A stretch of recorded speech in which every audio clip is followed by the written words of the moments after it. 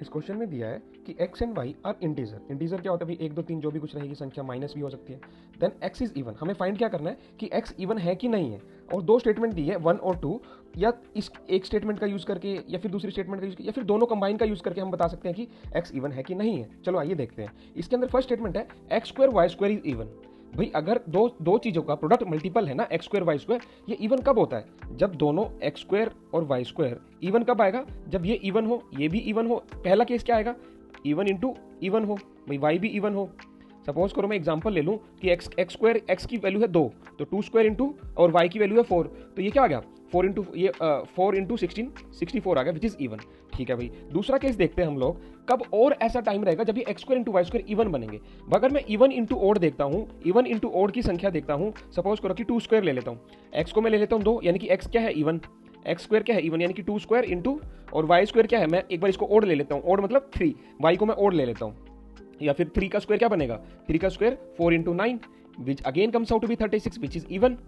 तो ये भी अभी भी सेटिस्फाई कर रहा है। तो अभी भी हम कंक्रीट डिसीजन पे नहीं पहुंच पाए हैं कि एक्स स्क्वायर वाई स्क्वायर अगर इवन है तो एक्स इवन होगा कि नहीं होगा। ठीक है, एक दूसरी कंडीशन है odd into even. Odd into even के अंदर क्या होगा कि एक्स स्क्वायर ओड हो और वाई स्क्वायर इवन हो। भी ऐसी कौन सी कंडीशन है? उल्टा कर दो। एक्स स्क्वायर को क्या लिख दूंगा मैं? 3 स्क्वायर, और वाई को मैं लिख दूंगा 2 स्क्वायर। ये भी मेरा कितना आ गया? 36, विच इज इवन। भाई इसके अंदर से मैं ये नहीं पता कर पा रहा हूं कि x इवन है कि नहीं है, क्योंकि क्या हो रहा है, x एक बार इवन रहता है, यहां पर भी इवन है, यहां पर ओड है, तो x स्क्वायर जो है इवन भी है ओड भी है। तो अगर x स्क्वायर, मगर इससे मैं एक चीज बिल्कुल डिडक्ट कर पा रहा हूं कि इन दोनों में से x इधर x स्क्वायर और y स्क्वायर में से एक तो इवन होगा ही होगा, या तो दोनों इवन हो गए या फिर एक तो इवन होगा ही होगा। जैसे मान लो ये वाला केस देखूं, यहां पर y स्क्वायर इवन है, और ऊपर वाला केस देखूं तो x स्क्वायर इवन है, सॉरी। तो यहां से मैं एक तो कंडीशन लेकर आ पा रहा हूं कि either x square is even, either x और either y is even। ठीक है, दोनों में से एक तो पक्का ही होगा, इतना तो मैं श्योर हूं। अब नेक्स्ट स्टेटमेंट पे देखते हैं। नेक्स्ट क्वेश्चन है, नेक्स्ट स्टेटमेंट है 1 square plus X square plus Y square is odd. देखो अगर ये ओड है, किसी के अंदर 1 ऐड करता हूं, किसी इवन के अंदर 1 ऐड करता हूं, तभी तो ओड बनता है ना। तो अगर ये ओड है तो ये क्या होगा?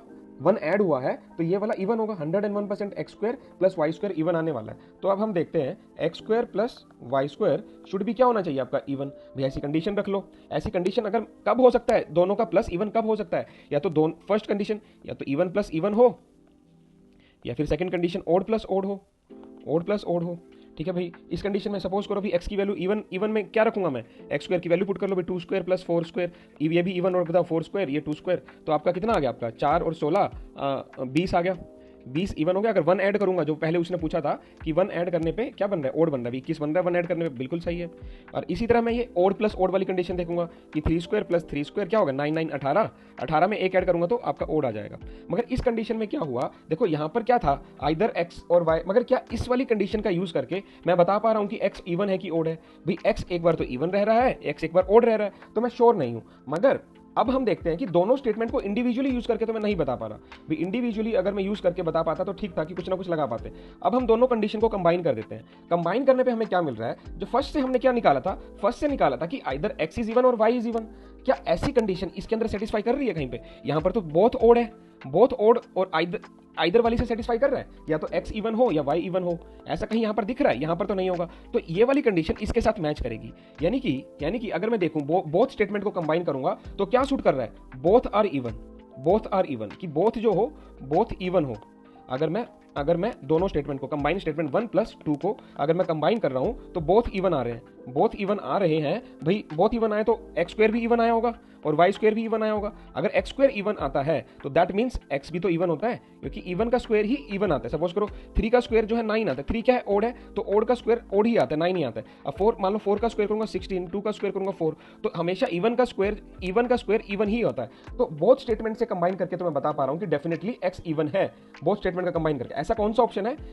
Select the option if the question can be answered using both the statement together but can not be answered using either statement alone. कि बोथ स्टेटमेंट का यूज करके मैं बता पा रहा हूं कि एक्स इवन है, मगर इंडिविजुअली यूज करके मैं नहीं बता पा रहा था कि एक्स इवन है कि नहीं है। ठीक है, I hope you get it. तो ऐसे क्वेश्चंस में आप एग्जांपल लेके इसको सोल्व कर सकते हैं।